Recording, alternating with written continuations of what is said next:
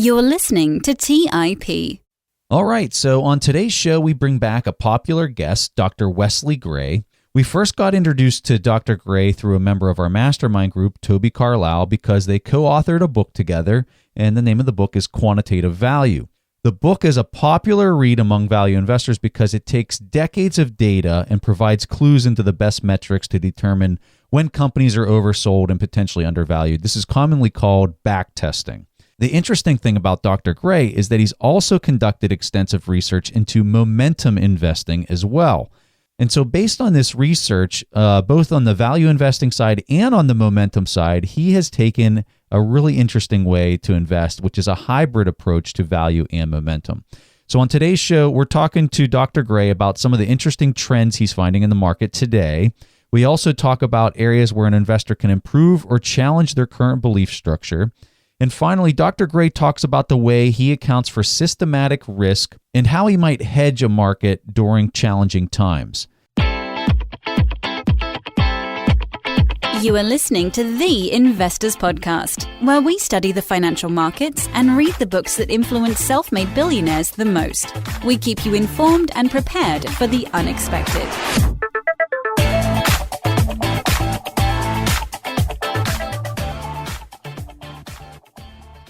All right, so welcome back to the show, Wes. Man, we always have so much fun when you come on the show and chat because you always just have a tendency to show us different ways to look at things. So we are very excited to have you back on the show. Thanks for taking time out of your day to be with us. It's always an honor, and I'm humbled to be here again. Well, let's talk about, I'm sure everyone wants to kind of hear Wes Gray's opinion on where we're at in the market, because the last time I checked, this thing's starting to go parabolic, and I'm just kind of curious what you're thinking. Sure. So there's a difference between what I'm thinking and what I actually do, because as you know, I am a quant nowadays. So yeah. I'm a fundamental dude wrapped in a quant's, equilibrium here. So what I think is the markets are insanely overvalued, and it's crazy. And I've been expecting to crash for 5 years now, but that hasn't happened. But that's why I don't think. I use machines, and we're big trend followers. So to the extent, markets are moving and trending, we own it, essentially buy and hold. So to the extent these markets keep trending, we're in. Valuation isn't relevant to how we think about owning beta risk, basically. So, Wes, I guess what you're saying might come as a surprise to a lot of people who followed your early careers. I mean, you literally wrote a book about value investing. So, whenever you're saying you're doing trend following, is it only on value picks, or is it basically on every pick out there, even though they have, say, high multiples? Yep. So it's a great distinction to make clear. So at the stock selection level, we're buying cheap, high quality, right? And right now, like in the U.S., the average EBIT yield on our stocks, which is kind of how we look at the market. So basically essentially your operating income over your enterprise value, that basket's probably around 10 to 11 versus the market, which is around 5. So we're buying cheap stocks straight up because we're hardcore value investors, but embedded in any investment, unless you're market neutral, is the beta bet, right? If you're long stocks, whether they're cheap stocks, expensive stocks, or anything in between, if you have market risk embedded in there. And how we think about timing the market risk component of what we do is based on trend. So for example, we buy the cheapest dirtball stocks out there that we can find, and there's plenty of them even in today's markets. But how we think about whether we want to be long only or hedged is has nothing to do with valuations and everything about trend. So right now we're long, cheap, quality stocks, and we're not in a hedged position. We're not long, short, or market neutral. So let me ask you this. So let's say the trend starts to shift. Let's say we're 3 months, 4 months later, or a year later, or whatever it is, and you start to see a statistical change in the trend. Mm-hmm. First of all, what would you like for the market for you to start saying, hey, this trend is over, or we think this trend is reversing? What are some of the things that you're looking at to be able to make that determination? It's very simple. So we use basically 2 rules, and we 50-50 them. And we got a 20-page blog post about it. But First one is just long-term moving average. Like, so the current price on S&P, like if we're talking about domestic markets, relative to the 12-month moving average. If it's above, great. Keep owning value stocks and momentum stocks. If it's below, that signal says we need to be hedged. And then the other signal is it's called time series momentum or absolute momentum. And we use it's Gary Antonacci, if you guys are familiar with him, has a great book, Dual Momentum, where he kind of talks about this concept. And we use one element of dual momentum. It's just literally current cumulative return on S&P relative to the cumulative return on the T-bills, basically. If it's positive, in, otherwise you're hedged. And so we have those two signals. We'll assess them every month. If both say good to go, we stay long whatever we're owning. If they're 50-50, we're 50% hedged. And if they're both say, hey, it's time to jump off a bridge, then we'll fully hedge the portfolio, basically. And you're completely short at that point. Yeah, so we'll be long. We're always long value and momentum names, but we'll start layering down passive shorts like SPY or EFA, or we'll use futures to kind of pull out the beta component of the bet. So we'll essentially be market neutral. So what are the numbers for this past month when you did the analysis, just so the audience can kind of understand what you mean by what you're saying there in actual numbers? Sure. So I don't have the exact, figures at the top of my tongue here, but there has not been a trend break in either international or U.S. equity for, I think, at least a year and a half at this point. And that makes sense because obviously we've been in a massive trend. And so we would have to have a fairly substantial crash, and it'd have to happen fairly quickly and robustly to hit a trend rule, basically. Now, why do you use 1 year moving average? Why not 200 days, 100 days, or say 50 days moving average? So basically, it doesn't really matter. Out of sample, whatever we're using currently is almost, there's 100% probably it's not going to be the one we should have used. But all we know is that ex ante and all the research we've done on this, as long as you're in the general genre of long-term trend, you could do 200 day, you could do 356.25 days. We don't really care. They're all about the same. There's a lot of noise around the signal, but it is robust to the concept. So we just use that because it's simple, it's easy to communicate, and it's in the ballpark of, it's evidence-based. So that's what we stick to. But there's no science. That's more the art of quant signals. I would think that you would get yourself into long-term gains. You would limit your short-term gains by going with a longer moving average, like a year long. Like if you were at a 60-day moving average, I would think that you would incur a lot of short-term gains because you're constantly buying and selling as it would move in and out of that average. Is that correct? Is that a better? That's correct. And it really depends. Like trend following is not an end-all be-all. And for all intents and purposes, a long-term trend following metric is basically buy and hold because it's long trend. And so you are kind of a buy and holder most of the time. And if you do shorter trend models, like to time the market, to your point, it's much more reactive, but it's also going to cost you a lot more in frictional cost, taxes. And it's unclear to me it's any better for what we're looking at, which is tail risk protection versus a long-term one. So why not use the one that, is not as crazy and causes you as much brain damage all the time you use it? So now, this can be applied when you're doing this stuff. I mean, because you're really talking just straight price action is what you're paying attention to for hedging yourself. Yeah, just to be clear on that, because I understand what I'm saying is heresy to fundamental value investors, which I still am that person, that shell of a person I used to be. So what's important to understand here is that there's a difference between using value to pick individual securities.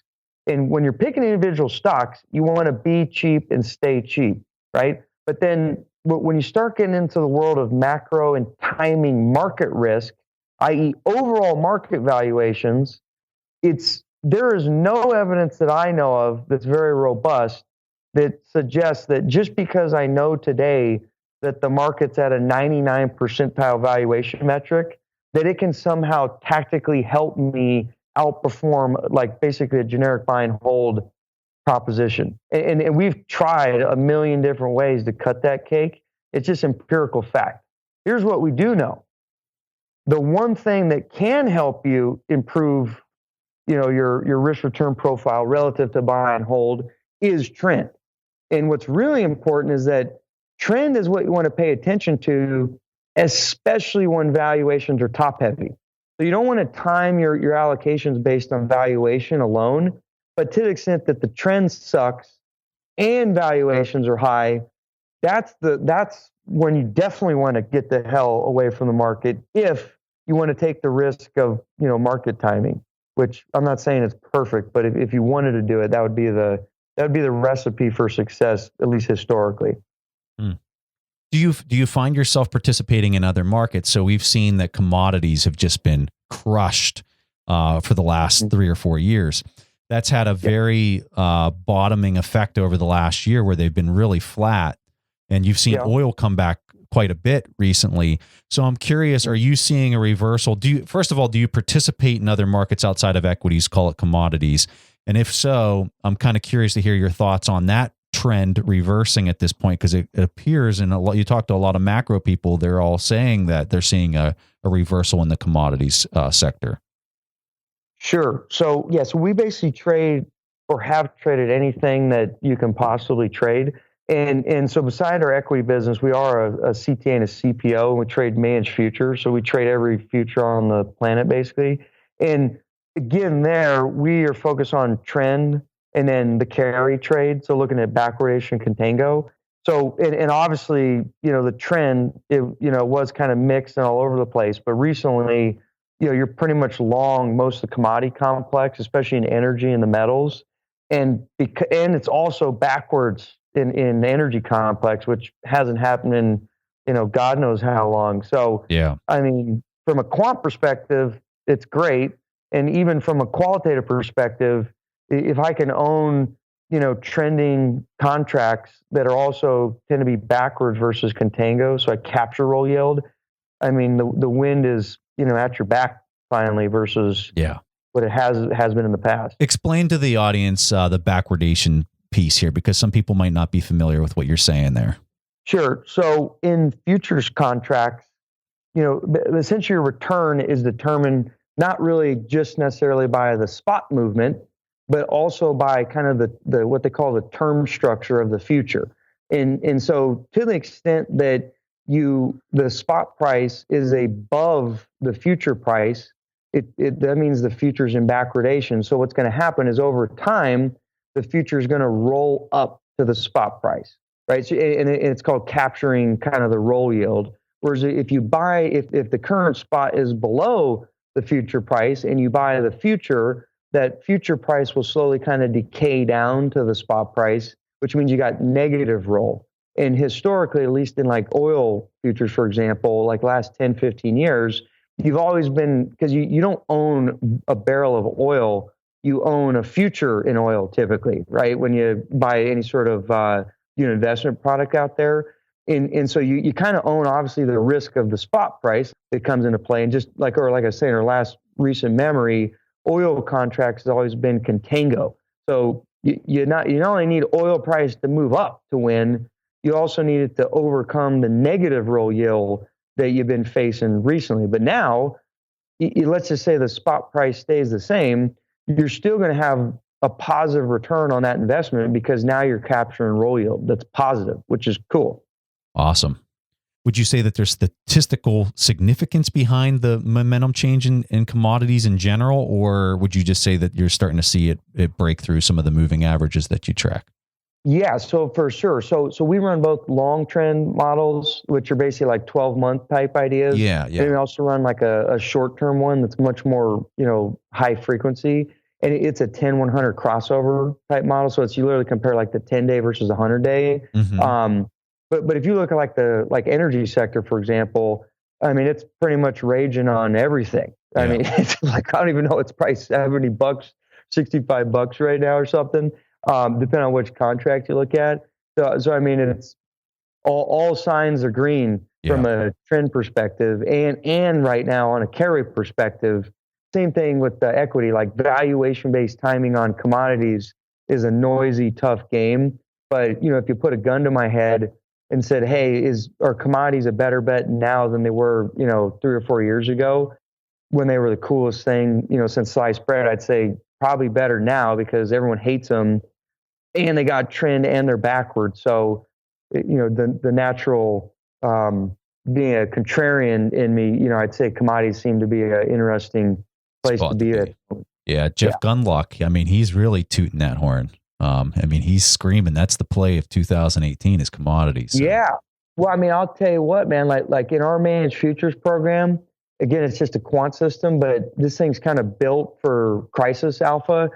So it's kind of saying we're probably moving to an inflation world by saying we're short the entire, sovereign bond complex. And we're kind of long a lot of the metals and energy sector. There's a mixed signal in kind of like the wheats and the softs right now, but in general, I'd say it's saying, hey, if there's going to be a crisis or a surprise, it's going to be an inflationary surprise, not a deflationary surprise. Yeah. At least that's what's being shown in kind of managed futures land at the moment. So you briefly hit on this, and it really takes me to the next point that Preston and I wanted to cover. How do you look at the bond prices right now and the trend there? Because at least some of the billionaires that we follow have made some really crazy predictions of what's going to happen.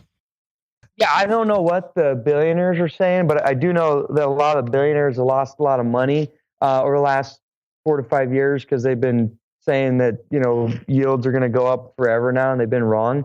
However, that's why we don't think we're billionaires. We just follow models. And right now is finally a point in time where, long duration, credit, or not credit, but long duration sovereign bonds, the trend sucks. And so we're starting to get short. And so now it's a situation where they've been arguably overvalued forever. But as I mentioned, that's not a great timing mechanism. It's a sucker bet. However, when you have assets that have terrible trend and you have a sense that they're systematically overvalued, now might be the time to say, hey, maybe fixed income, is not really a great place to be. So on the short end of that, at least 10 years and shorter, there might be a reversion happening. I don't know if you see this the same way, Wes, or if your models would tell you otherwise. So I'm very curious about your opinion on this. Oh yeah, I mean, we track all the 10-year sovereign bonds across the globe, and they're literally across the board short, which means they all have terrible trend, i.e. the prices have been going down because the rates have been, ballooning. So if you're someone who's a long-term bond bear, the trend is kind of confirming that. And I'd say if you're going to time that bet and take risk out of that bucket, this would be the time where it probably makes sense versus, last few years where it's been, getting in front of a steamroller basically. So if all that money's coming out of the bond market, let's just say that theory is true and that trend persists and it moves forward for the next 6 months and all that money comes out of the bond market. Well, I mean, in general, there's always equilibrium, right? So even when bonds are getting sold, someone's buying them. So the money's still there. It's just someone else is owning it. So I'm not, that's actually it sounds like a simple question, but that's actually a really tough question. And frankly, I don't know. The thing I like to ask really smart people like yourself every time I get a chance to talk with you is at least for the last quarter has been commodities, because they've been just punished so badly over the last 3 years, where everything else has just performed so well. And then we're seeing the bond market start to turn itself inside out. So, and I mean, when you see the equity market going parabolic, you're exactly right. This trend has not been broken whatsoever. This thing is still going strong, and it might keep going strong. Yeah, you got it. And you've kind of hit on what I call poor man's managed futures. What I would recommend is if I wasn't going to do a 60-40, because, my advisor is just telling me that and charging me 1% to do that, even though it's bad advice. For my 40, I would say, listen, I don't know if we're going hyperinflation or hyperdeflation, but I do know that commodities and long duration bonds are kind of the barbell trade amongst those. Yeah. And I'm just going to trend follow. So if commodities start getting perked up with trend, I'm gonna and treasuries or not, I'm gonna start moving in commodities for my diversifier and away from duration bonds, and then vice versa if the trend tends to drift the other way. And that right there is kind of if you wanted to have a simple 60-40, but have protection in that 40 that's not just deflation asset protection, yeah, you'd want to use commodities and bonds and just trend follow them across whatever one's working best. So how does the tax cut play into this? I mean, is giving the stocks, it seems like a lot of momentum. Is the markets so much in momentum that it doesn't really add anything? Or how do you guys look at it? When we're talking about macro level stuff, we focus on trend exclusively. To the extent, and obviously it's in the price. Like the market's telling you this is worth a lot, which is why prices keep moving up. So we'll just be in that trend, because it's probably the case that I imagine the markets don't even fully appreciate just how big that could be.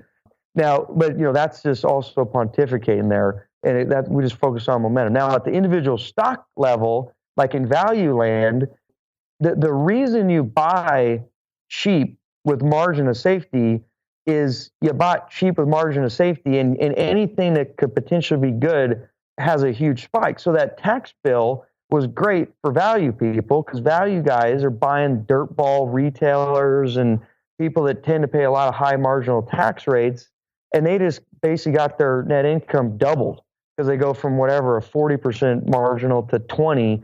I mean, that's a big deal, which is why like a lot of the kind of securities we've owned, which have been sucking wind, have just they're on a ripping tear. But that's more a function of just if you buy cheap with margin of safety, and the winds shift and you get lucky, when they bounce back with that news, which in this case was favorable, they go ripping. But I could have never predicted that, and I didn't. My only thing is just buy cheap, and that works. So other than that, we don't really incorporate it into our thought processes that much, to be honest. So Wes, I want to talk about one of your ETFs. Wes your company has an ETF. It's QVAL. And this is, correct me if I'm wrong, if I'm explaining this wrong, but this ETF is basically purely based off of your book Quantitative Value that you did with Toby Carlisle, as far as EBIT to enterprise value, is how this is making its selections. Is that correct? Yeah, for all intents and purposes of the big muscle movements, you got it. And it's buy the cheapest, highest quality stocks, hold with conviction, don't closet index. And the cheapest is, to your point, enterprise multiples.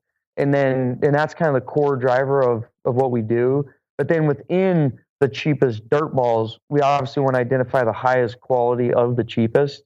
So, and this is an area where I think there's a little bit of disagreement, probably with Toby, but where we kind of like cheap, but we also do want to have an element of quality in there. Mm-hmm. But I mean, where Toby just likes it cheap. Yeah, he just likes it. He just likes it. Yeah, I like it cheap too. But I am a believer that cheap with you got to be cheap, but adding a quality element in there is also, at least for our context, important. But if you just buy cheap too, that's also perfectly reasonable approach. Just different strokes for different folks, I guess. So it's interesting because whenever I look at the performance of this compared to the S&P for the last year, you guys have outperformed the S&P 500 with this thing.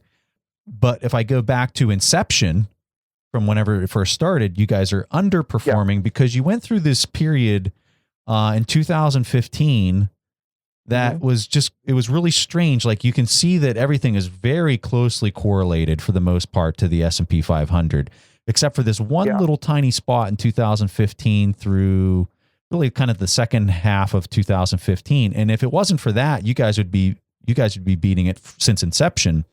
I'm just curious if what is there a way that you can explain what happened during that 6-month period of time, or is it just how the numbers shake out sometimes? So, so to give you a little further history, so that QV strategy we've actually been running for 5 years because we got that seed in SMAs in 2012, and so we've always done this concentrated value strategy. We launched that like at the end of 2012, and it went on, and like all deep value guys, it went on an epic rager, right? It was like, we were amazing. And then we got this bright idea for tax reasons, like, hey, we should launch this whole ETF deal.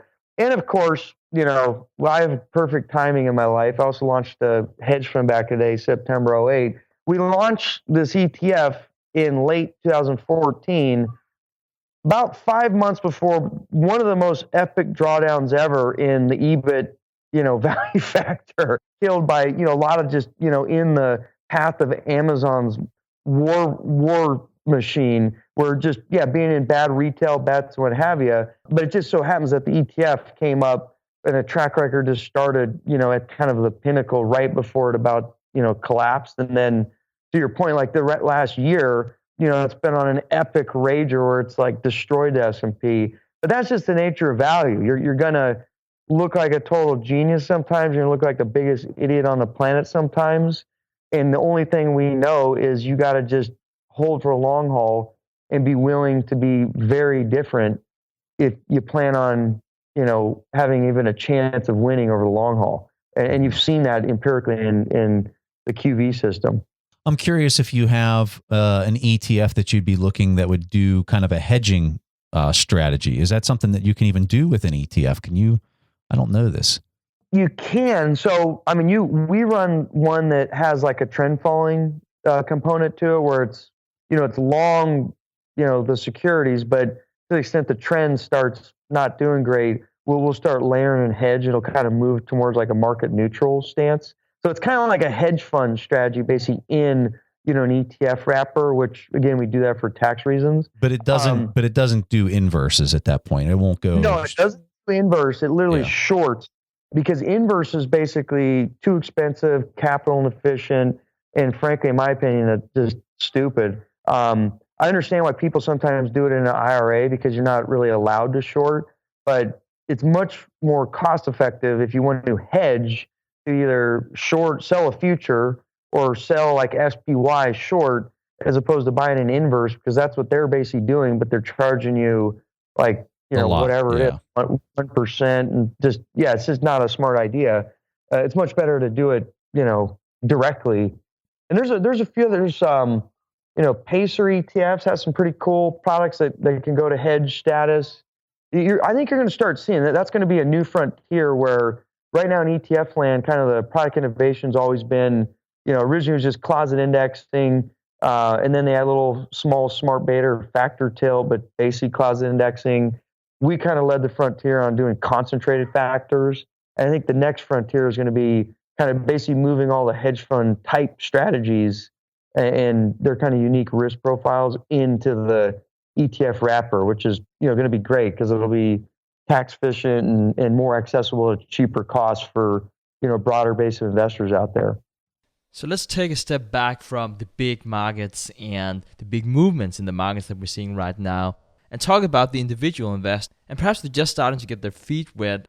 What do you think, Wes, with your experience, is the two biggest mistakes that you typically see this investor conduct, and what can they do to correct them? The biggest one is just the too good to be true problem. It is a lot of people that get into investing and they get real excited. And like Bitcoin is a great example. They're like, oh, this is easy. You just buy this thing, it goes up 1,000%. So just the number one mistake is just not understanding that when you go into a market, you are fighting with grizzly bears and 200 IQ people that, they're trying to feed their kids.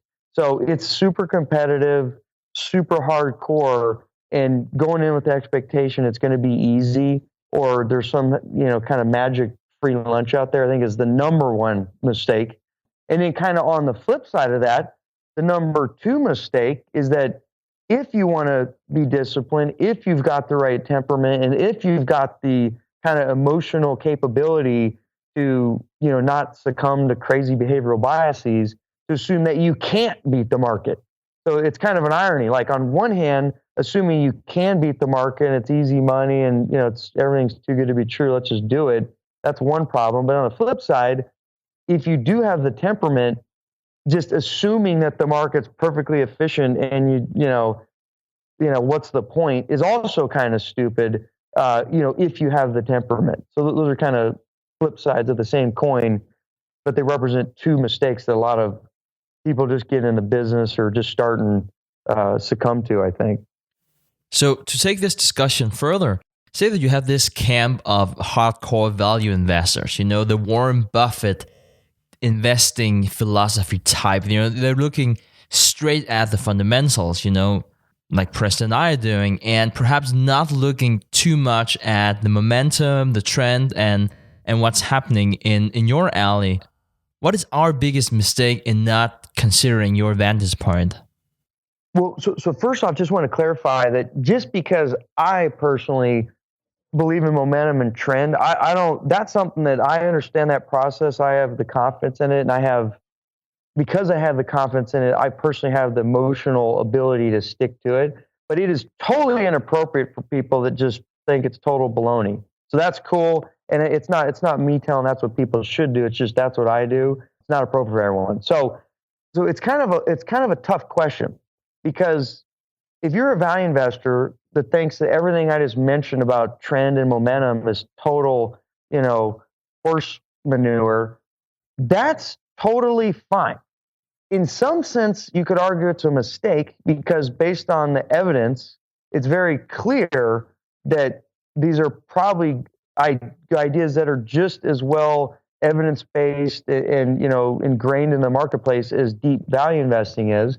But on the flip side of that, because you're not confident, because you think it's baloney, it also would be a mistake to do it. So it's kind of like this weird irony where on one hand they're wrong because it's just the facts of life, but on the other hand, because given you think it's wrong, it would also be wrong to actually do the strategy, because the minute they started doing it, they'd be like, oh, see, it stopped working. I knew Ben Graham I knew he was the God and wrote the Bible, and you're not supposed to do this stuff, and these guys are stupid, and then you sell out, and of course you're going to do it at the wrong time. So it all boils down to what's your temperament for the process that you're following. And if you can't stick to it, then just don't do it. So it's interesting, because I was going to ask you what the mistake that a lot of momentum guys that are just strictly momentum traders, what would be their mistake? And I'd imagine you'd answer it the exact same way, that they don't have fundamentals into their approach, but it's also the irony involved with that. Would you agree? It's just the inverse of what you just said? Exactly. Huh. The bottom line is everyone's got great ideas, but people get emotionally attached to their ideas, so it prevents them from kind of thinking outside the box. But once they become emotional about ideas that are outside their box, that's also where the behavioral problems come in. So it's like this kind of circular logic where, okay, you weren't smart enough to realize that you should be doing it, but because you're not smart enough to realize that you should be doing it, and that because you have an emotional attachment to some other religion, if you were to go do it, you would actually end up, screwing yourself up anyway. So it's kind of like a what they call like a second best equilibrium outcome, where first best you would just be purely evidence based, do what the data say, do what gives you the best chance of long run after tax after fee compounding. But that's not reality for most people. So then it's the second best solution of, given your behavioral problems, what optimizes. And that's what most people do, which is cool. Awesome.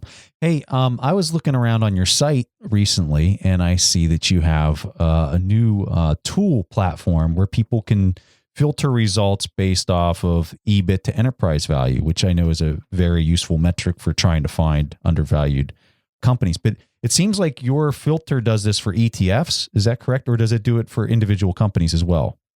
So built this tool. It's in beta right now. If you go to newtools.alphaarchitect.com, you can sign up. You have to verify you're a financial professional, and so to the extent you deem that you have that labeled, and go for it. It's free. But what we're trying to solve for there is making sure that people understand what they're buying and why they're buying it. So it basically gives you deep X-ray look into the underlying holdings of ETFs, where you can, like if someone says, "Hey, I'm a value fund." Well, let's go sort your securities and look at how every individual security maps out on value. Like, did you actually buy cheap stuff, or were you just closet indexing? This tool will be able to directly analyze that. And you can also, I don't know if you even had a chance to look at it, but if you can click on individual securities in an ETF portfolio, it'll drill down to the stock level and give you all the factor analysis and give you like, hey, what does this thing rank on enterprise multiples or price to book or whatever the heck it is. So it's meant for folks that are looking at ETFs, but if you're an individual stock person, you can look at an ETF, and if it owns a security you're interested in, click on it, and it'll drill down to that level of detail. Well, what I like about this, Wes, is when you go and you do research on, Yahoo Finance or a lot of these different platforms, and you're looking specifically at an ETF, it's really kind of hard to maybe find some of the information on even a PE ratio. Sometimes you can't even find out what the PE ratio is for an ETF. But looking at your tool here, this is incredible because you guys have a lot of data. Yeah, we think it's going to be kind of life-changing and from a transparency standpoint. And we're trying to keep it open architecture where if you're looking at a tool, like we don't care if you're a value, vol investor, momentum investor, we have like 20 or 30 different characteristics that you can analyze based on the holdings, and all the data is there. So if you look at a fund, it'll spit out its holdings and the different parameters and what they rank on. Whatever you believe in, whatever factor or characteristic that you think matters for your, livelihood of investing, it gives you basically the forensic details on that at the holdings level for any ETF that's at this point U.S. traded long only. We're going to add mutual funds here, but just the engineering on this is kind of a non-trivial thing. All right. So, Wes, last time we had you on, we played a question from the audience and we got your feedback from the question, or you answered the question. So today we're going to do that again. This question comes from Nate. He's out in Silicon Valley, and here's his question. Hi, this is Nate. And first, just wanted to say thank you so much for putting on this podcast. I've learned a ton from listening to you guys, and thank you very much for putting this up every week. I've found that when learning something new, you need to start by building a foundational knowledge base, like a strong basal understanding of how the fundamentals work. Then as you learn new things, because you already have this foundation, you know exactly where to put any new knowledge, and you can see how it relates to everything else. As someone who is fairly new to investing, I've learned a lot of things that are point learnings, but I haven't yet formed a foundational knowledge base upon which to build and place each of these point learnings.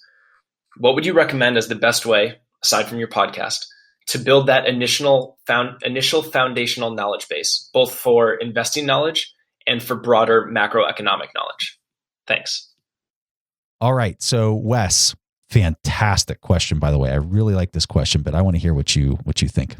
Yeah, I concur, Press. I think it's a great question, and I don't think it has a simple answer because you could take it many different ways. But I'd say if you want to get in the weeds on the micro components of fundamental valuation or stock selection, unfortunately you got to go to the dig in the well and stick to things like security analysis, intelligent investor, even though I know they're seem like they're two old books and they're for old guys, but I think that's just a great baseline fundamental framework for figuring out how to value a stock, like the classic methods. Now, once you move beyond kind of the micro on valuation, if you Google around, there's probably 100 resources. I know Preston Stig, they have a great, course on their website. Khan Academy almost certainly has great resources. And there's this good old thing called Google.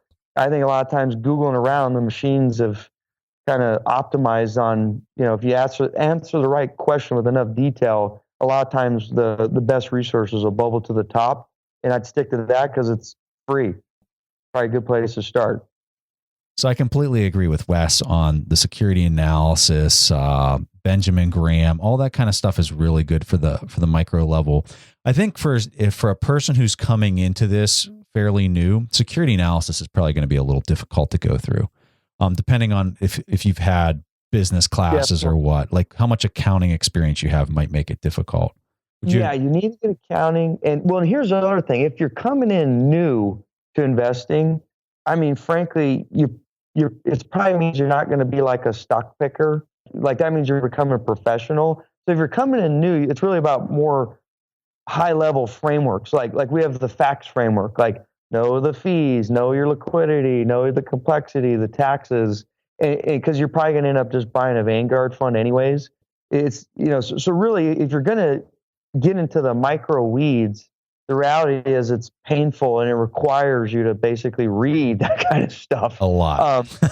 So it just is what it is. I mean, but so if you don't want to be a professional or someone who's like dedicates their life to the trade, and you're really just kind of someone who wants to learn about investing and how you're going to allocate your portfolio down the road, you may not even want to go into that level of detail because it's just going to make your head spin and it's not going to be worth it. And that's what I was saying. Just probably.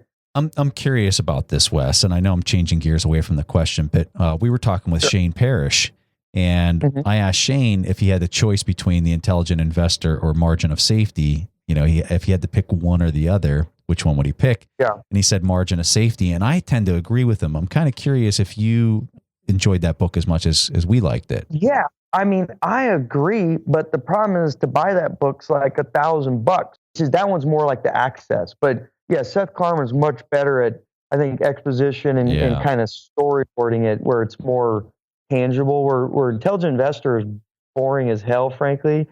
But, it's like eating your Brussels sprouts. Sometimes the things that are good for you aren't exactly easy or fun, but they're still good for you. So I'm a big fan of it. But you're right, margin safety is also a great resource to the extent you can access the manuscript somehow. I guess for me, when it comes to micro, I mean, obviously you can have and find books that's very quantitative and you have a lot of key ratios to look at and a lot of accounting to look at. One of the most recent books that we read was called How the Mighty Fall by Jim Collins, which is, I wouldn't say it's the complete opposite of what you suggested, Wes. There are a few key ratios in there, but it's a very different approach to understanding why companies fail, which is, at least in my opinion, one of the best approaches to understand, on the flip side, why companies are successful and why you want to invest in them. And not only in terms of making the acquisition of the stock, but also to follow the progress and not just look at the numbers, but also look what's behind the numbers and perhaps considering when you should sell.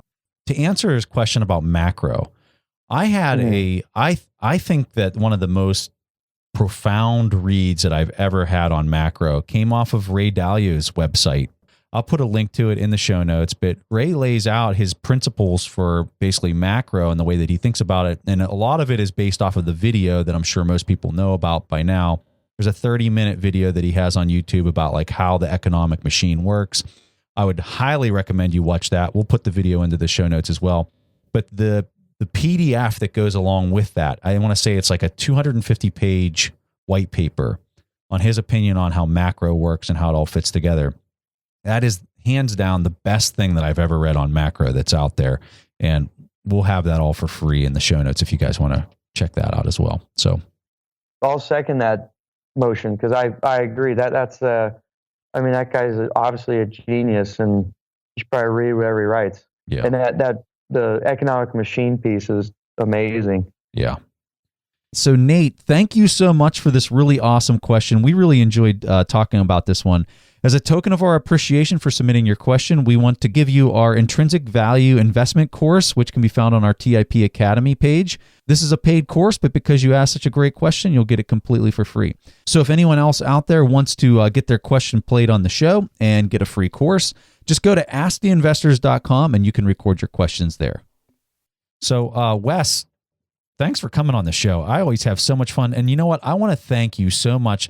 We did a event in New York back in August, and I just want to say this publicly because that event would have never happened without Wes Gray. Wes, you came to my rescue, helping orchestrate it. We were able to have it at the CFA. That was all because of Wes putting me in contact with the right people and just helping me organize it. You always come through and always help us out so much. So I just wanted to thank you for that, Wes. And I want to give you the opportunity to just tell our audience where they can learn more about you. Back to that event, I was just hooking up with some connections, but I thought that was amazing, man. You rallied a great group, super entertaining, and that signed book by Munger. Literally, I got a signed book collection, and that's one I thought I'd never get, and I was like, you got to be kidding me.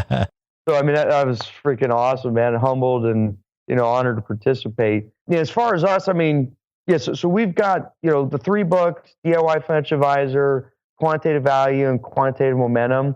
The 2, Quant Value, Quant Momentum, are a little bit hardcore if you're haven't been doing finance for a while, but go for it if you want a challenge. And then we have our blog, alphaarchitect.com. Our firm mission is empower through education. So we're not going to sell you anything. We're just trying to help people out, and we hope that's reflected in amount of content and all the free resources we give to folks out there. I really want people to remember this, because that ETF tool we were talking about earlier, I'm going to have a link in the show notes for that. This thing is awesome. You guys really need to check it out. It's completely free. It's 100% free. So check it out. I think you're going to be pretty impressed when you start playing around with it. With respect to that tool, feel free to reach out. Like we're just trying to, get better all the time. So to the extent you're trying to break that thing and you find something, broken or man, I wish it had this, just let us know, because we want to actively be making that thing the best tool on the web for, people that want to get transparency on what they're buying. All right. Well, Wes Gray, thank you so much for coming on the show. It's always such a pleasure to have you here, and we really appreciate it. Always enjoy it. So guys, I wanted to conclude this episode by telling you about our community event that we're having alongside with the Berkshire Hathaway shareholders meeting. So this is open to anyone that wants to attend, and we always have such an incredible time together. You don't need to own a $325,000 share of Berkshire Aid to attend. We explain exactly how you can do it on our website, so don't worry about that. Warren and Charlie aren't getting any younger, and the time to see them is right now. We have plenty of people that come to the event all by themselves, but the common thing that we hear is that it was so easy for everyone to make friends, and they had so much fun with all the other TIPers that attend the meeting. We do everything together so you won't miss anything or you won't feel left out. If you'd like to attend this meeting with Stig, myself, and some of the guests that we have on the show, simply go to TIPberkshire.com. We bought the domain, and we have it pointed to an information page where you can sign up and you can learn exactly what you need to do to attend the meeting. So let me repeat the address so you don't forget it. It's TIPberkshire, all one word, .com. We would love to hang out with you, so come and join us. That was all that Preston and I had for this week's episode of the Investors Podcast. We see each other again next week. Thanks for listening to TIP. To access the show notes, courses, or forums, go to theinvestorspodcast.com. To get your questions played on the show, go to asktheinvestors.com and win a free subscription to any of our courses on TIP Academy. This show is for entertainment purposes only. Before making investment decisions, consult a professional. This show is copyrighted by the TIP Network. Written permission must be granted before syndication or rebroadcasting.